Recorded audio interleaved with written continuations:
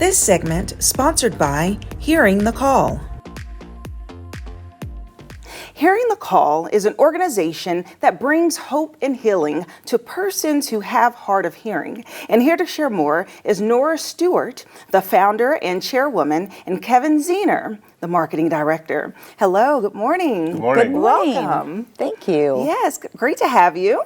So let's kick it off by hearing about literally this organization. Tell me about Hearing the Call. Oh, well, I'd love to tell you about Hearing the Call. It was founded in 2016 out of really seeing the need for people to have hearing treatment that couldn't afford it here in Fort Wayne, around the country, and around the world.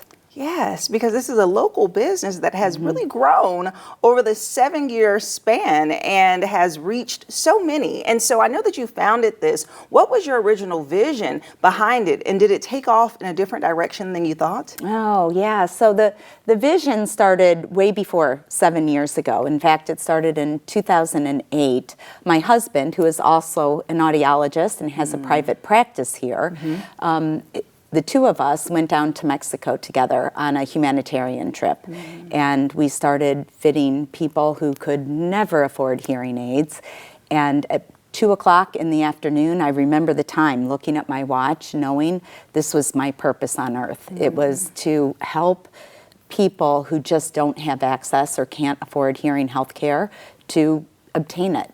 So many years went by. My husband and I were working in our private practice, and then just doors kept opening up, and it's almost like we were being pushed through doors to start this.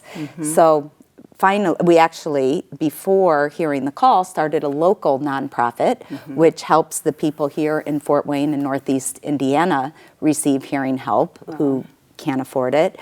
And from that, the bigger picture was, okay, if we can do it here, we can help other people around the country. Right. What a great journey. Yeah. And of course, hearing is so important. It's one of our top senses. And so, Kevin, can you share some of the programs that you all offer through Hearing the Call? Oh man, that might be a better question for Nora. But that being said, as she mentioned, with the best of intention back in 2016, this thing has grown to a size that I don't even know that Nora thought would be comparable. So just in September, for instance, we had 4 domestic Hearing the Call projects happen in Louisiana, Alabama, Florida, and Chicago. We also had 2 international events happen in South Africa and in Mexico. And so what happens is, and again, I am not a provider, I'm not an audiologist, I am somebody who makes them all look really good and shows the masses all the work that they do. But you know, people come in and they don't even know that this type of service is available to them. And so when Hearing the Call hits the ground, they make sure that everything is as thorough. They do best practices, whether it's stateside or international. And most people receive the gift of hearing in the form of hearing aids. Other people get cerumen removal, so earwax.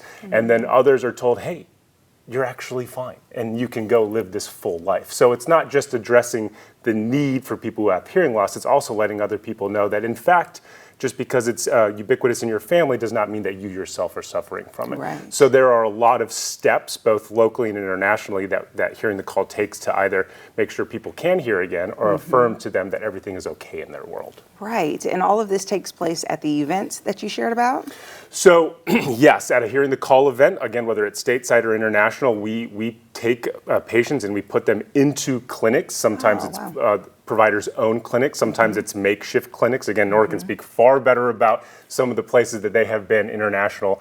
But the ability to convert either an actual practice or just a vacant building into a full-on clinic is something that is a superpower for Hearing the Call. And they're able to see hundreds of people because of it. Wow, that's incredible. And Nora, through your experience, who have you found to be most affected by the loss of hearing? Of course, we think an older age would be affected more, but really it's something that can impact lives through every age, right? From birth to the grave, we say, and we see people of all ages. In fact, some of, like you say, what are the stories that affect me the most? It's usually, all of them.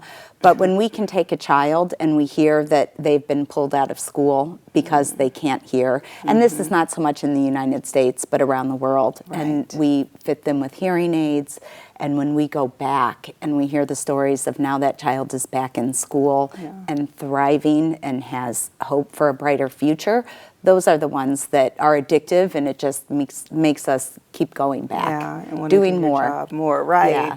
That's wonderful. And so we talked about the events, but there's actually an event coming up here in Fort Wayne, a cornhole event. So can you tell me more about that?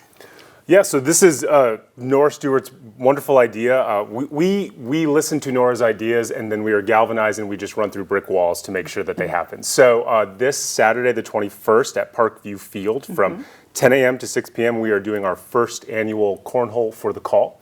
It is a cornhole event.